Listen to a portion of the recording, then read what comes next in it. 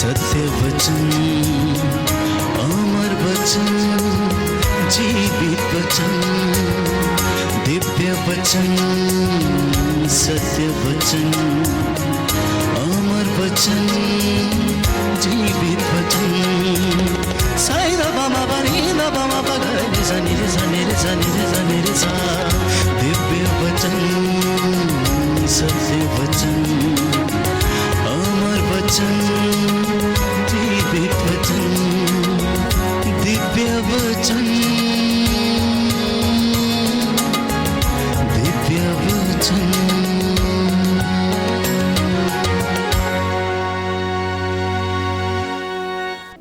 प्रियजनों, आज लोग विश्वासी हैं, मसीह हैं और अनेक धर्मी भी हैं, अनेक प्रकार के धर्म के कार्य भी करते हैं, पुण्य के काम भी करते हैं, सेवा के काम भी करते हैं, लेकिन एक चीज की कमी है, एक दूसरे को क्षमा करने में असमर्थ हैं।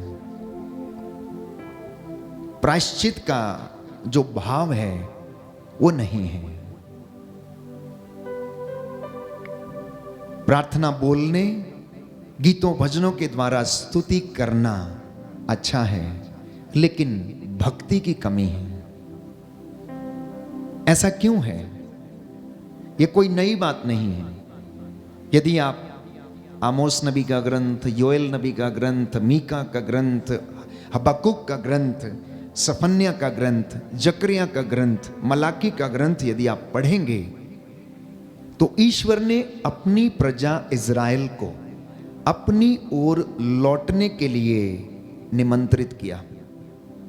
उन्हें प्रायश्चित करने के लिए उन्हें बार बार नबियों को भेजा कि वे लोग ईश्वर के पास लौटकर चले आए, जहां से जीवन का स्रोत फूट निकलता है, जहां से दया बह निकलती है, जहां से उसका प्रेम प्यारे भाइयों और बहनों आपके जीवन की ओर, परिवारों की ओर बह निकलता है। तो जैसा मैंने कहा कि धर्मी या फिर विश्वासी बहुत अच्छे काम करता, धर्म के काम करता, भले काम करता, सेवा भी करता, लेकिन कहीं ना कहीं कमी इस बात में रह जाती है, संपूर्ण रूप से समर्पित नहीं हो पाता है, जिसकी वजह से एक दूसरे को सहन करने की समस्या हो जाती है, प्रायश्चित करने की समस्या होती, एक दूसरे को क्षमा करने की नहीं पाते हैं हम लोग और आशीष से वंचित रहते हैं। तो जितने ग्रंथ मैंने आपको गिनाए हैं अभी, इनमें प्यारे भाइयों और बहनों, ईश्वर आज हमें याद दिलाना चाहता है कि आखिर इस दुनिया का ऐसा हाल क्यों है, बुराई इतनी सिर चढ़ के क्यों बोलती है, क्यों इतना अत्याचार है, क्यों इतनी सारी समस्याएं हैं। इज़राइल जिसे एक कन्या की संज्ञा दी गई है, परमेश्वर अपने वचन के द्वारा नबियों के माध्यम से बार बार उन्हें चेतावनी देता है। कुछ वचन आपके साथ मैं पढ़ना चाहूंगा। नबी आमोस का ग्रंथ, नबी आमोस का ग्रंथ अध्याय 5 पद संख्या 9 और उससे आगे, कि आज इस सदी में लोगों का व्यवहार कैसा है, ईश्वर के प्रति उनका व्यवहार कैसा है। तो इसके विषय में पवित्र बाइबल हमें बताती है, तुम न्याय को चिरायते सा कड़वा बनाने वालों और धर्म को मिट्टी में मिलाने वालों, तुम उससे घृणा करते हो जो कचहरी में सच्चा न्याय करता है और सत्य बोलने वालों का तिरस्कार करते हो।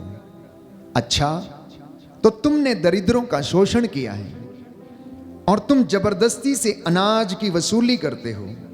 जो महल तुमने कटे छटे पत्थरों से बनाए हैं, तुम उनमें नहीं रह पाओगे, और जो मनोहर दाखबारियां तुमने लगाई हैं, तुम उनकी अंगूरी नहीं पी पाओगे। यह मनुष्य की दशा है।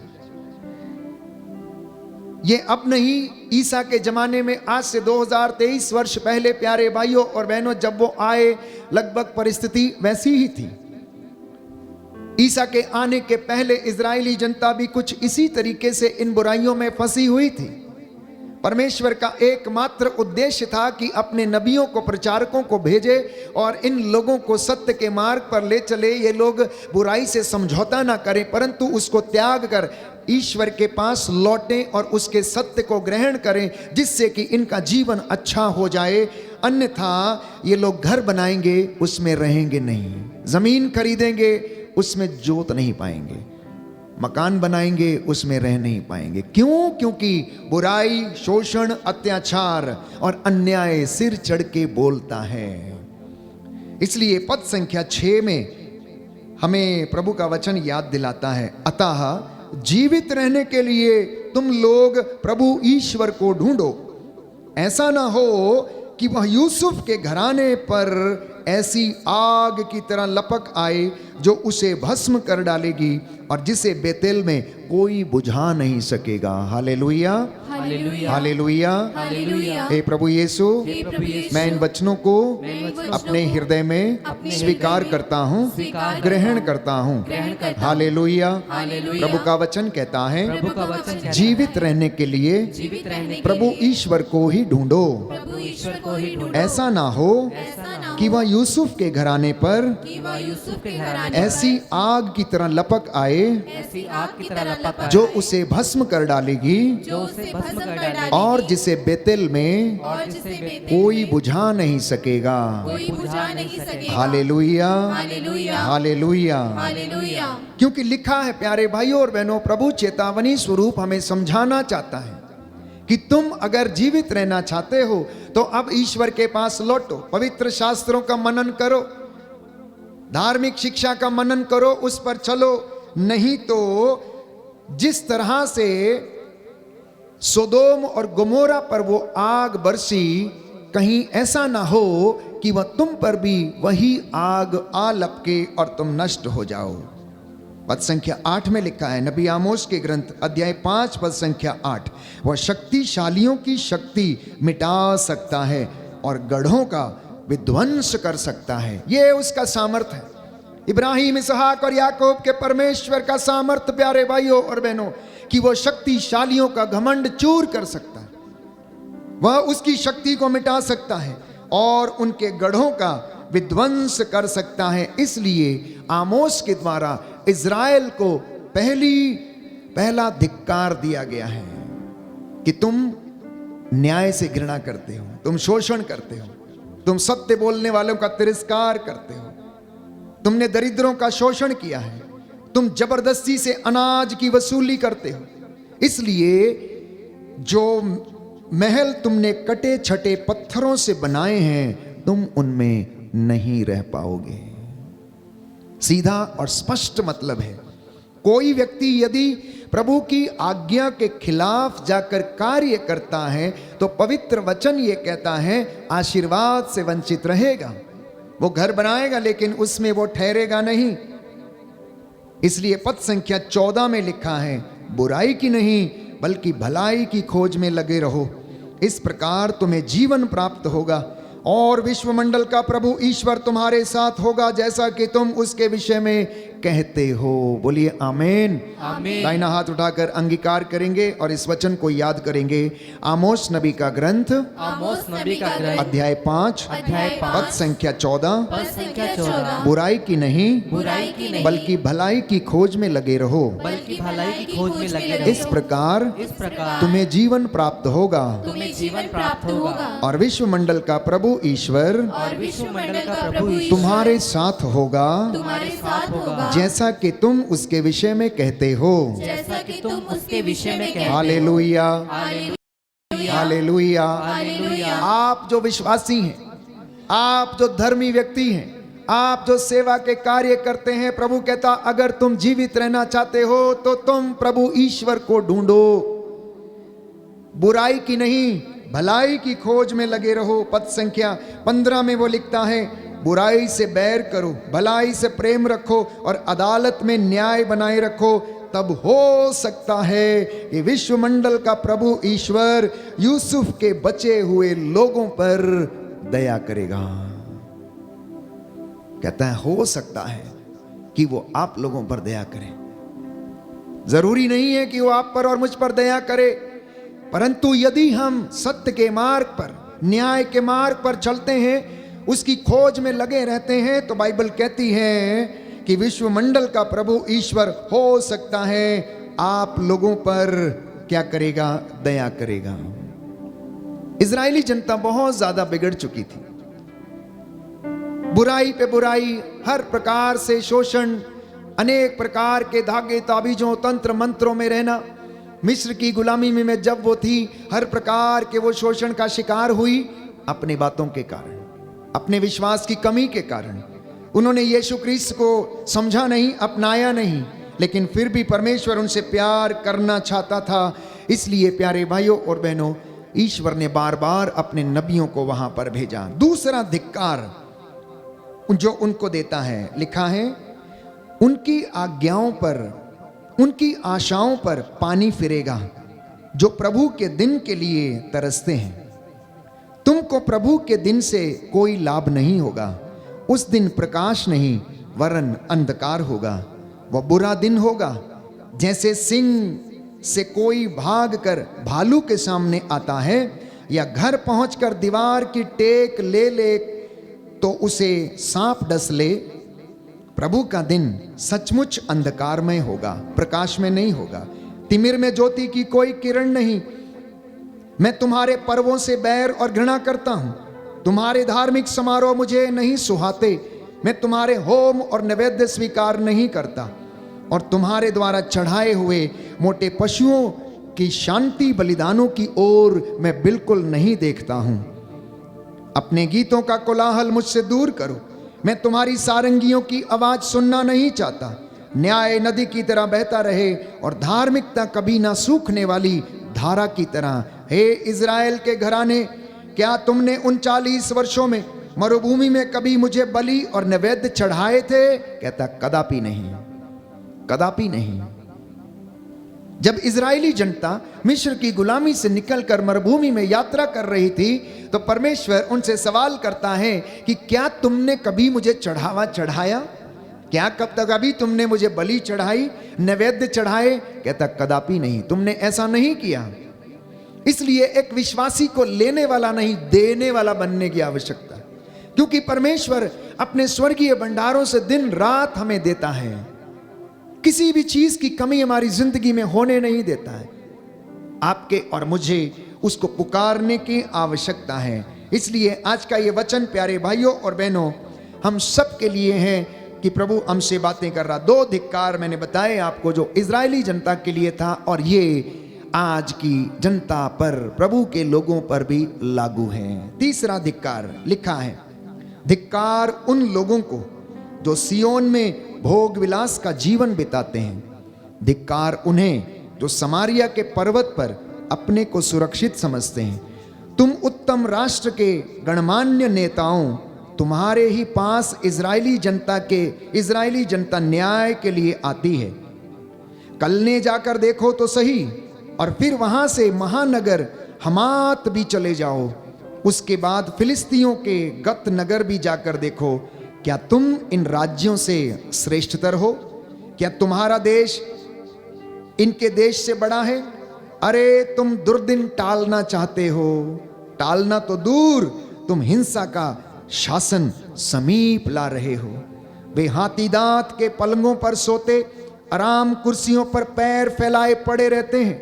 वे झुंड के मेमने और बाड़े के बछड़े चट कर जाते हैं। वे प्याले पर प्याला मदिरा पीते और उत्तम सुगंधित तेल से अपने शरीर का विलेपन करते हैं, किंतु उन्हें यूसुफ के विनाश की चिंता नहीं है।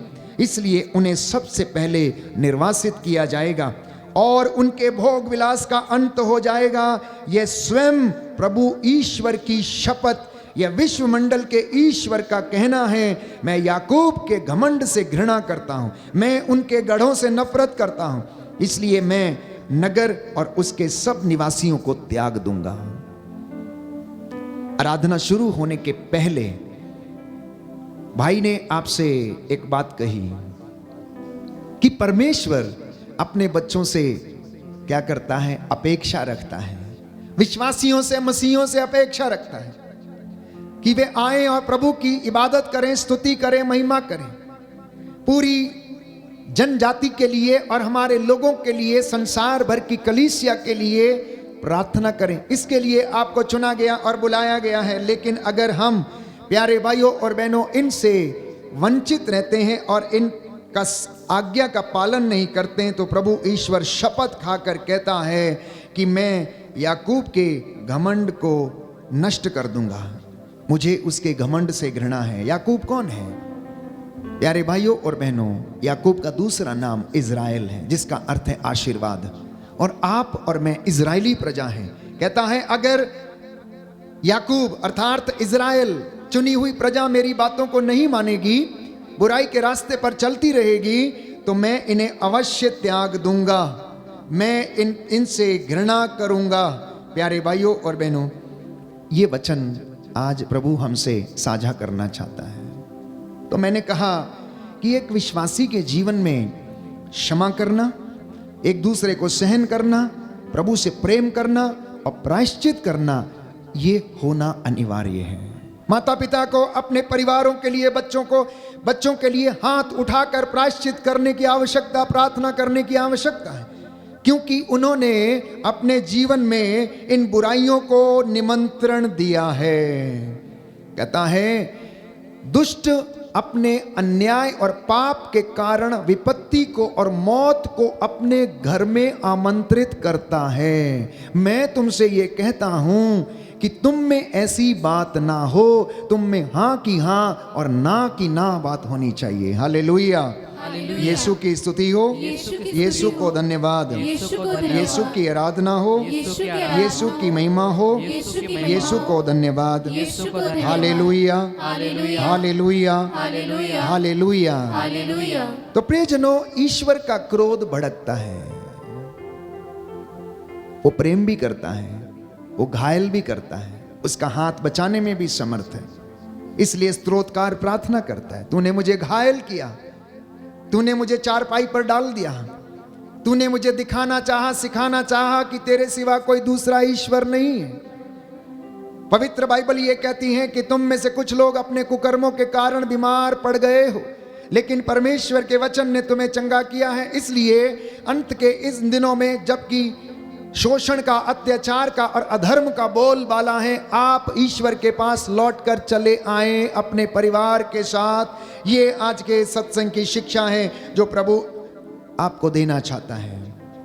अन्यथा नबी ओबदिया का ग्रंथ अध्याय 1 पद संख्या 15, book of prophet Obadiah chapter 1 verse 15, Hindi की बाइबल में पृष्ठ संख्या 1403, हिंदी की बाइबल में पृष्ठ संख्या 1403 लिखा है, अगर तुम ऐसा नहीं करोगे तो प्रभु का दिन सब राष्ट्रों पर टूट पड़ेगा और तुम्हारे साथ वैसा ही व्यवहार किया जाएगा जैसा तुमने दूसरों के साथ किया था। तुम्हारी करतूतों का बदला तुम्हारे सिर मढ़ा जाएगा। तुम्हारी करतूतों का बदला तुम्हारे सिर मढ़ा जाएगा। सुन के डर लगता है ना, सुन के डर लगता है ना, लेकिन ये पवित्र वचन की शिक्षा है, ये नबियों की शिक्षा थी, लोगों को सुधारने, उनको ईश्वर की ओर अग्रसर करने। क्योंकि आज के सुसमाचार में हमने सुना प्यारे भाइयों और बहनों कि नबी यशायाह की वाणी इनके ऊपर खरी उतरती है। ये देखते हुए भी नहीं देखेंगे, सुनते हुए भी नहीं सुनेंगे, कान बंद कर लेंगे। कहीं ऐसा ना हो कि लौट के ईश्वर के पास चला आए और प्रभु इन्हें क्षमा कर दे और इनके घरों में उन्नति हो जाए। ये दर दर भटकते फिरेंगे। प्यारे भाइयों और बहनों, कितने लोग हैं जो अंधकार का जीवन जीते हैं, कितने लोग हैं जो प्रकाश में नहीं रहते, कितने लोग मार काट, लड़ाई झगड़ा, शोषण, अत्याचार एक दूसरे के ऊपर करते हैं। प्यारे भाई, और भाई भाई का दुश्मन है, घर में भाई बहन एक दूसरे के दुश्मन हैं। छोटी छोटी जमीन को लेकर भाइयों में और बहनों में तकरार है। पिता की छोटी सी संपत्ति को लेकर, एक आधा बीघा या 1 एकड़ जो उसकी प्रॉपर्टी है, उसको लेकर कितना आपस में झगड़ते हैं। सालों साल आपस में बात नहीं करते, मनमुटाव में रहते हैं। ऐसा सोचते हैं कि जैसे पूरी जिंदगी भर वो इसी धरती पर रहेंगे। मरेंगे नहीं या जाएंगे नहीं या इनका अंत नहीं होगा। प्रभु कहता है याकूब मैं तेरा घमंड चूर चूर कर दूंगा। हे याकूब मैं तेरा अहंकार मिटा दूंगा, मुझे तेरे अहंकार से घृणा है। तेरे में तुझ में ऐसी कौन सी बात है जो तुझे दी नहीं गई, या कौन सी ऐसी चीज है जो तुझे नहीं दी गई है? सब कुछ तो तुझे दिया गया है। प्यारे भाइयों और बहनों, पवित्र बाइबल हमें बताती है कि ईश्वर का क्रोध भी भड़कता है। अगर आप माता पिता का क्रोध बच्चों पर भड़कता है तो उसका क्रोध भी प्यारे भाइयों और बहनों राष्ट्रों पर भड़क उठता है। हालेलुया, यीशु की स्तुति हो, यीशु को धन्यवाद, यीशु की आराधना हो, यीशु की महिमा हो, यीशु को धन्यवाद। Hallelujah, hallelujah. तो ऐसी परिस्थिति में जब हम कष्ट में रहते हैं, शोषण के शिकार हैं, अत्याचार के शिकार हैं, तो आप घबराना नहीं, क्योंकि बाइबल ये कहती है कि मैं विधर्मियों को दंड दूंगा।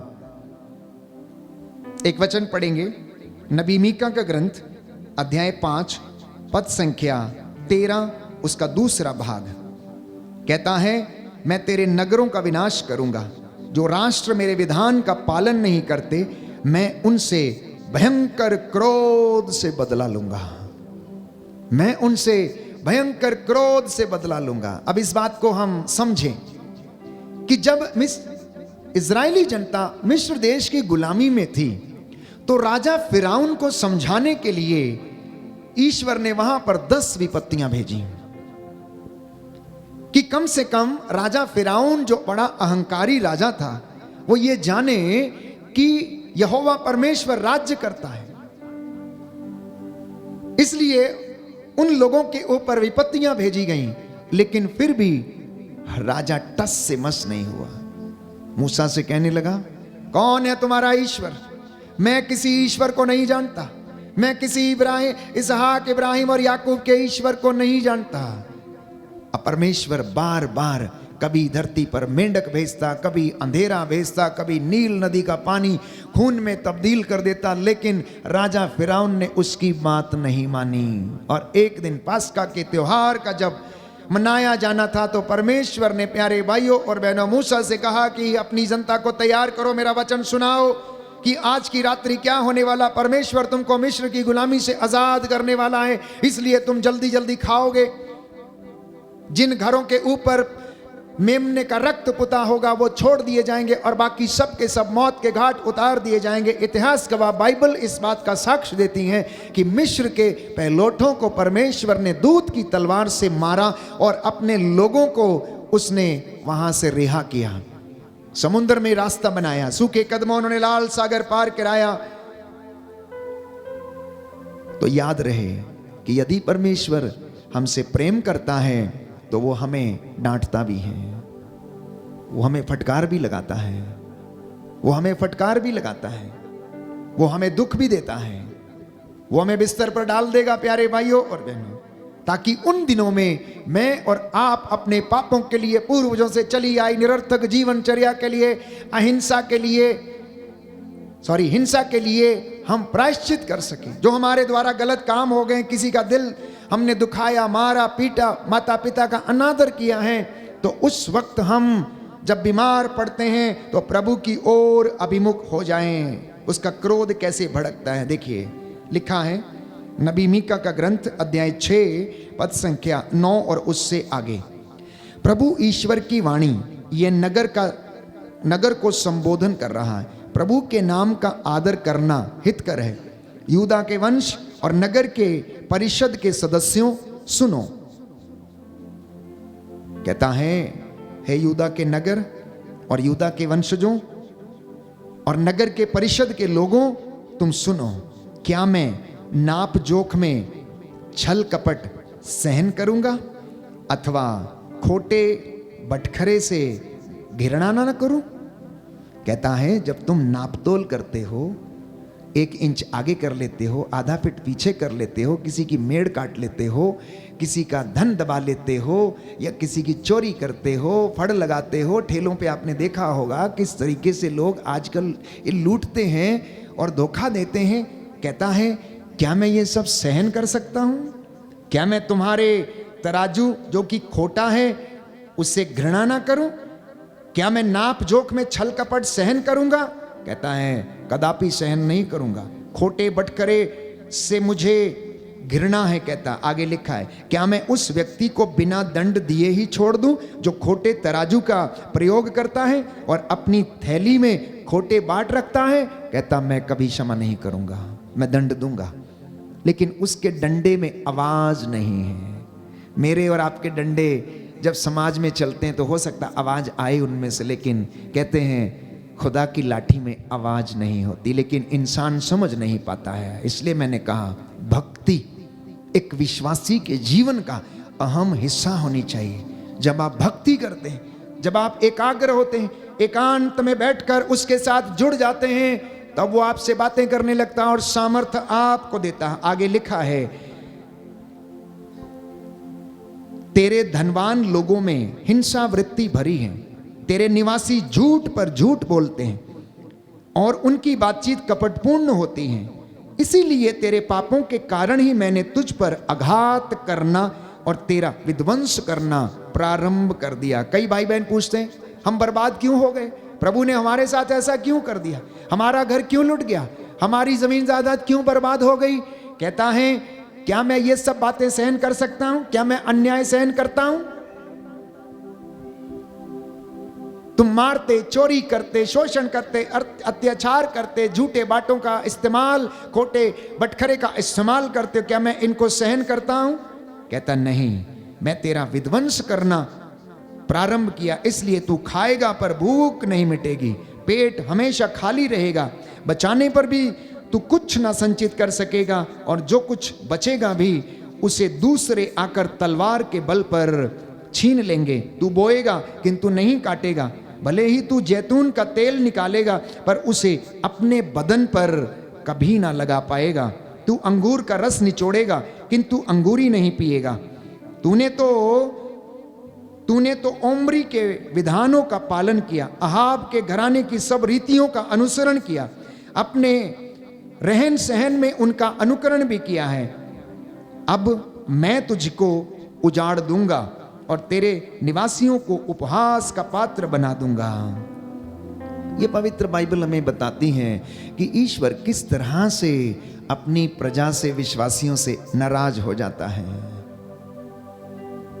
अब आप सवाल करेंगे कि क्या ईश्वर नाराज हो सकता है? क्या वो क्रोध कर सकता है? वो तो ईश्वर है, वो सत्य का ईश्वर है। तो पवित्र वचन कहता है I am a jealous God, I am a jealous God. मैं वो प्रभु हूं, अपनी महिमा किसी को नहीं देता हूं। वो हमारा स्वर्गीय पिता, इस सृष्टि को चलाने और बनाने वाला पिता है प्यारे भाइयों और बहनों। इसलिए उसका वचन ये कहता है कि तुम ईमानदारी और वफादारी को अपने गले में पहन लो। विश्वासियों, अगर आप मेरा वचन प्रभु की ओर से जो दिया गया सुन रहे हैं, यदि आप सत्य में बने रहेंगे, ईमानदारी में बने रहेंगे, वफादारी में बने रहेंगे, तो मैं आपको विश्वास दिलाता हूं आप सुकून की रोटी खाएंगे, चैन की नींद सोएंगे, संतुष्टि भरा जीवन जिएंगे। यदि किसी को विश्वास नहीं तो आज जाकर चोरी कर लेना, अपने घर में चोरी करके ले आना, रख लेना, आपको रात भर नींद नहीं आएगी। किसी को धोखा देना आपको डर लगा रहेगा, किसी के साथ झगड़ा करना आपको डर लगा रहेगा कि वो आपको मारे। इसलिए इन सारी बुराइयों से तौबा करना, यही आज का संदेश है। और प्रभु कहता है प्रायश्चित करके मेरे पास लौट कर चले आओ। अगर तुम सुखी रहना चाहते हो, संतुष्ट रहना चाहते हो, तो ईश्वर को ढूंढो, बुराई से घृणा करो, भलाई को प्यार करो, और वो हम में जीवन और आशा प्रदान करेगा। Hallelujah, hallelujah. यीशु की स्तुति हो, यीशु को धन्यवाद, यीशु की आराधना हो, यीशु की महिमा हो, यीशु को धन्यवाद। Hallelujah, hallelujah, hallelujah. प्रियजनों, परमेश्वर बहुत दयालु है, देर से क्रोध करता है, लेकिन जब करता है तो सुनामी जैसे तूफान उठते हैं। प्यारे भाई और बहनों, जब वो क्रोध करता है तो कोरोना जैसी महामारियां इस दुनिया में आती हैं, जिनको कोई समझ नहीं पाता कहां से आई और कहां गई। और 1 सेकंड के अंदर वो प्रभु हम सबको याद दिला देता है कि मैं हूं, अभी मैं बैठा हूं, आकाश मेरा सिंहासन है, पृथ्वी मेरा पावदान है, तुम मेरे लिए कौन सा घर बनाओगे? क्या मैं तुम्हारे छोटे से घर के खोपचे में रहूंगा? क्या मैं तुम्हारे घर के अंदर जो ऑल्टर बना उसके अंदर रहता हूं? क्या मैं ईंट पत्थरों के मकानों में रहता हूं? कहता कतई नहीं। संत पौलुस कहता क्या तुम नहीं जानते कि तुम्हारा शरीर ईश्वर का मंदिर है? जो इसे नष्ट करेगा, कहता मैं उसको नष्ट कर दूंगा। इसलिए अपने जीवन की रक्षा करना, अपने हृदय की रक्षा करना, पवित्रताई में रहना। माता पिता और बच्चों, आप पवित्रताई में रहकर परमेश्वर की स्तुति करना सीख जाइए। नौजवान बेटे और बेटियां, आप कलीसिया के, हमारे समाज के और देश के भविष्य हैं। आपके ऊपर आने वाली पीढ़ियों का जो भार है वो आपके कंधों पर है।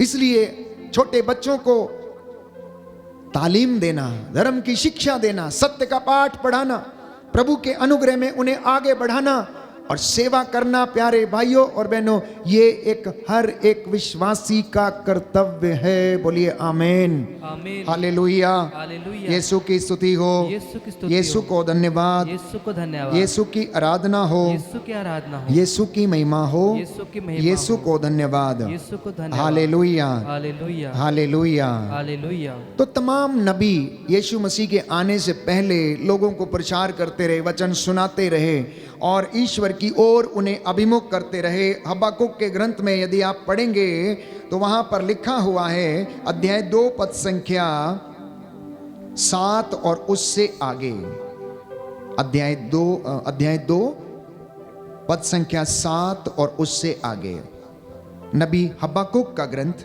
पृष्ठ संख्या 1423। जिनके पास हिंदी बाइबल है ध्यान से सुनिए कि प्रभु किस तरह से नाराज हो जाता है। पद संख्या 5 से हम पढ़ेंगे। धन धोखेबाज है, धनी घमंडी और बेचैन बना रहता है। वह अधलोक जैसा लालची, काल जैसा अतृप्त रहता है। वह सब राष्ट्रों को अपने अधीन कर लेना चाहता है और सभी जातियों पर अधिकार जमाना चाहता है, किंतु इसका नतीजा उल्टा होगा। वे लोग उस पर व्यंग कसेंगे और यह कहकर ताना मारेंगे, धिक्कार उसे जो दूसरों का धन चोरी करके संचित करता है, जो बंधक लेता रहता है। यह कब तक होगा? तेरे कर्जदार तुझ अचानक उठेंगे और तुझसे तकाजा करने वाले सतर्क हो जाएंगे। तब वे तुझको लूट लेंगे, क्योंकि तूने अनेक राष्ट्रों को लूटा है। अन्य सब राष्ट्र ही तुझे लूटेंगे। तूने तो कितनों का रक्त बहाया और राष्ट्रों, नगरों और निवासियों को तूने नष्ट और भ्रष्ट कर दिया है। धिक्कार है उसे जिसने लूट के धन से अपना घर भर लिया है। प्रभु कहता है धिक्कार उस मनुष्य को जिसने लूट के माल से अपना घर भरा हुआ है। आगे लिखा है, और अपनी सुरक्षा के लिए ऊंचे ऊंचे महल बनाए हैं। तू अनेक लोगों का विनाश करना चाहता था, किंतु तूने अपने ही घर की प्रतिष्ठा नष्ट कर दी और अपना ही नाश कर दिया। दीवारों के पत्थर बदले के लिए चिल्ला रहे हैं और लकड़ी की कड़ियां स्वर मिला रही हैं। धिक्कार उसे जो खून पर नगर बनाता है और दुष्टता की नींव पर शहर का निर्माण करता है। विश्वमंडल के प्रभु की इच्छा यह है कि जो कुछ बेगारी से बना है वो अंत में भस्म हो जाएगा। इसलिए याद रखिए, कभी भी लूट के माल से अपना घर नहीं भरना। अपने पड़ोसी की मेड़ पर हाथ मत डालना। किसी भी तरीके से अपने भाई या अपने बहन को धोखा मत देना, क्योंकि पवित्र बाइबल, प्रभु का वचन ये कहता है, धिक्कार उसे जो खून पर घर बनाता है, दुष्टता की नींव पर शहर का निर्माण करता है। विश्वमंडल का प्रभु ये कहता है, जो कुछ बेगारी से बना है वो अंत में सब कुछ भस्म कर दिया जाएगा। 5वां धिक्कार वहां पर लिखा है, धिक्कार है उसे जो अपने पड़ोसियों को शराब पिलाता है और उसमें विष मिलाता है। धिक्कार उसे जो अपने पड़ोसियों को शराब पिलाता और उसमें विष मिलाता है, जिससे कि वे होश हवास खो बैठें और उनकी नग्नता उघड़ आए। इस प्रकार के मद्यपान से तेरी महिमा नहीं, तेरी नीचता व्यक्त होती है। अब तो तू ही पीकर अपनी नग्नता उघाड़ देगा। प्रभु ईश्वर का प्याला परोसा गया है, तू इसे गटक जाएगा और तेरा सम्मान अपमान में बदल जाएगा। जब हम पवित्र बाइबल को पढ़ते हैं, सुनते हैं, समझने की कोशिश करते हैं, पवित्र आत्मा हमारी अगुवाई करता है, वो आपकी जिंदगियों में कार्य करता और आपका जीवन बदलेगा। इसलिए मैं बार बार आपसे कहता हूं, इन वचनों को पढ़िए। आज इंसान उन्हीं गलतियों को करता बार बार जिसके द्वारा वो नष्ट हो रहा है। परिवार नष्ट हो चुके हैं, सब कुछ बिक गया है, खाने के लिए भोजन नहीं, नौकरियां नहीं प्यारे भाइयों और बहनों, दिहाड़ी मजदूरी करके दिन पालने के लिए और दिन काटने के लिए लोग मजबूर हैं। लेकिन प्रभु धर्मी व्यक्ति की रक्षा करता, उसकी हड्डियों की वो रक्षा करता है। इसलिए धर्मी बनना, आपको धार्मिकता का पुरस्कार मिलेगा। धर्मी बनना, आपको धार्मिकता का पुरस्कार मिलेगा। जो जो व्यक्ति जिस जिस महकमे में तैनात हैं, चाहे वो वैद्य हो, चाहे डॉक्टर हो, नर्स हो, वकील हो, कोई भी व्यक्ति जो समाज की जिम्मेदारी लेकर खड़े हैं, उन्हें निस्वार्थ रूप से प्रभु चाहता है कि वे लोग उसकी प्रजा की सेवा करें और वो उन्हें आशीर्वाद प्रदान करेगा। बोलिए आमीन, आमीन, हालेलुया। हालेलुया। हे प्रभु यीशु, हे प्रभु यीशु, इन वचनों के द्वारा इन वचनों के आज द्वारा मेरे घर में, आज मेरे मेरे घर में, परिवार में मेरे परिवार में शांति आ जाए, शांति आ चंगाई आ जाए। चंगाई आ जाए। हे प्रभु यीशु, हे प्रभु यीशु, मेरा जीवन, मेरा जीवन, मेरे परिवार का जीवन मेरे परिवार का जीवन बदल जाए। बदल जाए। हालेलुया। हालेलुया। तो क्या करना चाहिए? क्या करना चाहिए? एक धर्मी व्यक्ति को क्या करना चाहिए? इसके विषय में नबी सफन्या